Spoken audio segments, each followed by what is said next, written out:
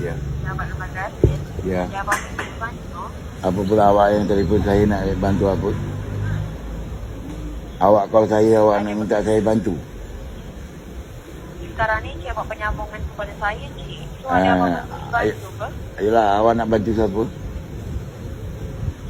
Cik buat penyambungan. So ada solution apa? Siapa yang telefon saya? Saya tak tahu. Bagikan IC nama tu semak dulu. Siapa, awak siapa nak minta IC awak? Saya pegawai polis tau. Ada saya kisah cik pegawai. Apa kisah awak pejabat harta? Yang saya kisah sangat, awak siapa? Saya kisah.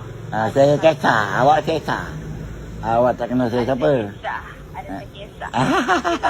Adakah cik yang mengkontak itu? Adakah awak yang awak nak minta IC saya? Awak siapa? Awak bapak saya ke? Kepala bapak awak. Kepala penipu, awak penipu salah orang lah. Awak dah kena ceng awak lah. Cik. Apa? Tak dapat cik terdapat orang lain tau. Iyalah. Awak tahu tak awak mati masuk surga? Awak mati masuk surga tahu? Awak tak ingat mati ke? Awak tak ingat mati ke? Awak tak ingat mati ke? Awak tak ingat mati ke? Cari duit macam tu. Penipu.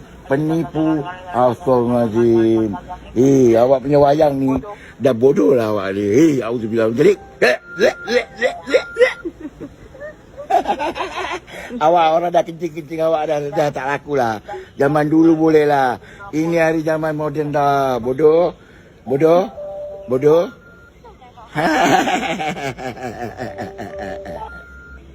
Baik cik pergi mampus. Tak apa, saya mampus memang saya mati tu. Boleh. Pegawai.